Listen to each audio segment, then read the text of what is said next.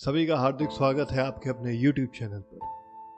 आज की कहानी एक ऐसे वफादार कुत्ते के बारे में है जिसकी मिसालें आज भी सन 2023 तक जापान के हर छोटे बड़े शहर में दी जाती हैं।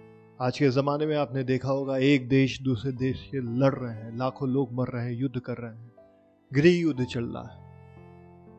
ऐसे मामलों में हम आज भी ऐसे लोगों से इंस्पिरेशन ले सकते हैं, प्रेरणा ले सकते हैं, यहाँ तक कि उन जानवरों से भी प्रेरणा ले सकते हैं जिन्होंने अपने मालिक के प्रति वफादारी दिखाई, जिन्होंने अपने मालिक के प्रति वो प्यार दिखाया जो आज एक आम आदमी में भी नहीं देखने को मिलता है।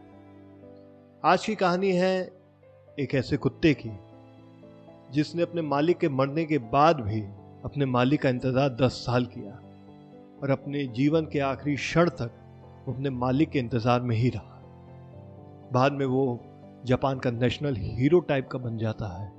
उसके किस्से आज भी वहाँ के लोगों को सुनाए जाते हैं। तो चलिए बिना विलंब किए आज की कहानी की शुरुआत करता हूँ।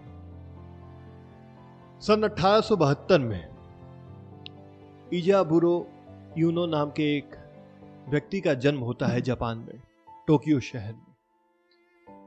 ये बड़े होते हैं, अपनी पढ़ाई करते हैं।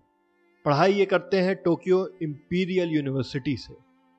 एग्रीकल्चर इनका सब्जेक्ट रहता है, ये वहाँ से पढ़ाई करते हैं और इनका एक मकसद रहता है कि जापान में एग्रीकल्चर के ऊपर पढ़ाई करके कुछ ऐसा इन्वेंट किया जाए या डिस्कवरी की जाए जिससे एग्रीकल्चर को और प्रोत्साहन मिल सके। बाद सन 1900 में वो अपना ग्रेजुएशन कंप्लीट करते हैं टोक्यो इंपीरियल यूनिवर्सिटी से और उसके बाद उसी कॉलेज में एज अ प्रोफेसर, पहले वो असिस्टेंट प्रोफेसर बनते हैं, फिर बाद में उनकी पदोन्नति होती है, प्रमोशन होता है और उसी कॉलेज में एग्रीकल्चर डिपार्टमेंट में पढ़ाना शुरू कर देते हैं। अब इजाबुरो यूनो जो थे प्रोफेसर साहब, उनको कुत्तों का शौक था और कई दिनों से उनके मन में एक बात चल रही थी कि वो कोई एक कुत्ता अडॉप्ट करना चाहते हैं। इसी बीच उनके एक स्टूडेंट ने उनको एक अकीता डॉग की नस्ल होती है, आप देख पा रहे होंगे स्क्रीन पे, अकीता डॉग की नस्ल के कुत्ते के बारे में बताया और उन्होंने बताया कि ये कुत्ता शानदार है, आप इसको जाके देखें और अगर आपको सही लगता है तो आप इसको अडॉप्ट कर लें।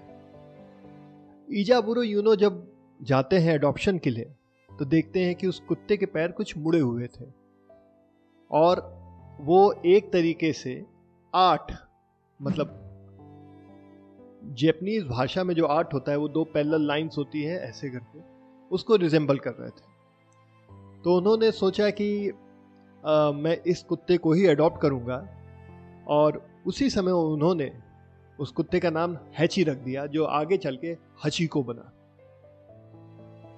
अब इजाबुरो यूनो हचीको को घर ले आते हैं। उनके घर में बच्चे थे, उनकी मिसेस थी। वो एक समान प्यार अपने कुत्ते को देते हैं, हचीको को उसी समान प्यार वो अपने बच्चों को देते हैं। उसकी देखभाल करते हैं, उसको प्यार देते हैं, उसको फुसलाते हैं, खाना देते हैं, अच्छा अपने साथ रखते हैं। अब ये सब समय चल ही रहा था।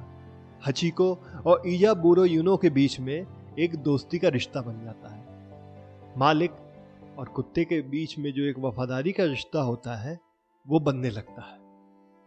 ये सारी चीज़ें चलती हैं। अब हचीको इजाबुरो यूनो जो प्रोफेसर साहब थे उनसे इतना लगाव था उसको कि वो जब सवेरे उठते थे तो वो उन्हीं के साथ रहता था।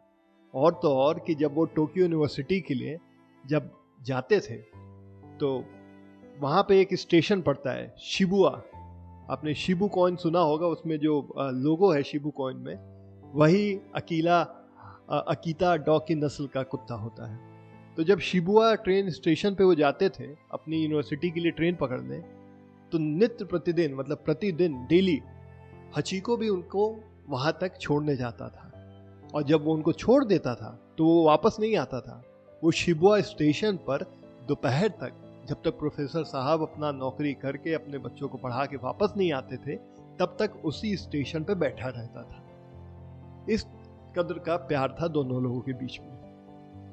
अब जो इजाबुरो यूनो प्रोफेसर साहब थे उनको सेरेब्रल हेमरेज बीमारी थी, उनके दिमाग में सेरेब्रल हेमरेज बीमारी थी और साथ ही साथ बीच में उनकी कभी कभी तबीयत खराब हो जाती थी। तो एक दिन वो यूनिवर्सिटी में पढ़ा रहे रहते हैं। तारीख थी 21 मई 1925। यूनिवर्सिटी में पढ़ाते पढ़ाते उनको एक बार कार्डियक अरेस्ट आता है और उनका देहांत यूनिवर्सिटी के अंदर ही हो जाता है। अब ये बात हचीको को नहीं पता थी। हचीको तो ये सोचता था कि मेरे जो ओनर हैं प्रोफेसर साहब, वो रोज की तरह अभी दोपहर में आएंगे और मुझे लेके घर जाएंगे। वो वहां पे काफी देर तक इंतजार करता रहा, क्योंकि वो तो जानवर था, उसको नहीं पता था कि उसके मालिक का देहांत हो चुका है। तो एजाबुरो यूनो के जो गार्डनर थे, वो उस दिन, जिस दिन प्रोफेसर साहब का देहांत हुआ था, उस दिन उसको हचीको को लेके घर जाते हैं। लेकिन हचीको को समझ में नहीं आता है कि ऐसा क्यों हुआ, आज प्रोफेसर साहब क्यों नहीं आए। वो अगले दिन अपने डेली कार्यक्रम के जैसे सवेरे उठता, अपने मालिक को ढूंढता, मालिक के ना मिलने पे बेचैन होके शिबुया ट्रेन स्टेशन पे जाता और वहां पे उनका इंतजार करता रहता। लोग बताते हैं कि हचीको उस स्टेशन पे आता था, प्रोफेसर साहब का इंतजार करता था और हर गाड़ी को ऐसे देखता था कि शायद इसमें से उसके मालिक बाहर निकलेंगे। पर शायद कुदरत को कुछ और ही मंजूर था। प्रोफेसर साहब का देहांत हो चुका था और हचीको को ये बात पता नहीं थी। ये सिलसिला चलता रहा। 1 हफ्ता, 1 महीना, 1 साल, 2 साल, 3 साल, 5 साल, पूरे 1 दशक यानी 10 साल तक हचीको डेली रूटीन से शिबुया स्टेशन पे जाता, वहां पे इंतजार करता कि एजुबुआ यूनो प्रोफेसर साहब, उसके मालिक आएंगे, उसे गले से लगा के प्यार करेंगे और उनके साथ वो घर जाएगा। लेकिन ऐसा हो नहीं पाया।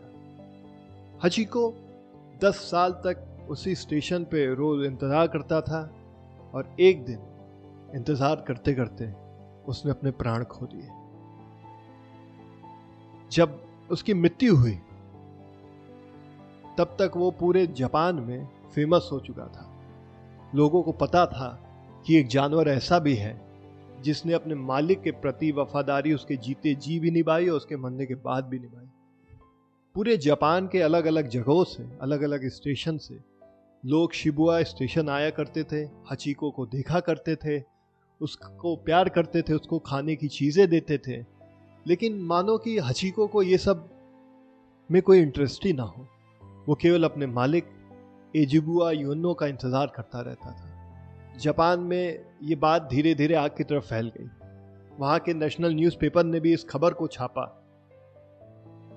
और पूरे जापान में हचीको एक सेलिब्रिटी बन गया। वो एक प्यारा सा कुत्ता जो अपने मालिक का इंतजार करता था, अपनी लॉयल्टी, अपना अफेक्शन शो करता था, ये देखने वाला था। उसकी वफादारी के किस्से जापान नहीं बल्कि तमाम देशों तक फैल गए। नेशनल मीडिया में उसकी कहानियां खूब चर्चित हुई। हर जगह लोग हचीको को जानने लगे। यहां तक कि लोगों ने बाद में उसका नाम चुकेन हचीको रखा। जापानी भाषा में चुकेन हचीको नाम रखा, जिसका मतलब था वफादार कुत्ता। वो एक वफादार, ईमानदार और अपने मालिक के प्रति जो प्यार था वो दर्शाने वाला कुत्ता था। आगे चल के इस पे कई सारी मूवीज भी बनी। 1934 ये वो साल है जब शिबुया ट्रेन स्टेशन पे हचीको ने अपनी अंतिम सांसें ली। कई लोगों का मानना है कि उसकी डेथ नेचुरल थी, लेकिन जब पोस्टमार्टम ऑटोप्सी रिपोर्ट आई तो उसमें पता चला कि उसको कैंसर था। ये चीजें कितनी मायने रखती हैं, ये शायद वो जानवर था उसको नहीं पता था। लेकिन 8 मार्च 1935 में जब शिबुया ट्रेन स्टेशन पे हचीको ने आखिरी सांस ली तो पूरा देश, वहां के लोग गमगीन हो गए। उनकी आंखों में आंसू थे कि जानवर इंसान से ऐसे रिश्ते से जुड़ा था जिस तरीके से एक इंसान को इंसान से जुड़ा रहना चाहिए था। 1934 में यानी 1934 में शिबुया ट्रेन स्टेशन पे हचीको का स्टैचू लगाया गया और चीफ गेस्ट आपको पता है कौन था? स्वयं हचीको था।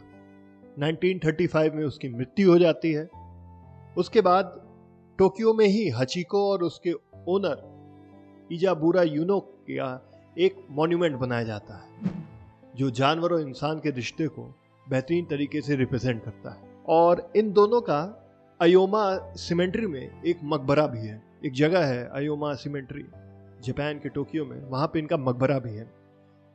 हचिको को उनके ओनर, उनके मालिक के बगल में ही दफनाया गया। यहाँ के यंग लोगों के बीच हचिको का ब्रॉन्ज स्टैचू भी काफी पॉपुलर है।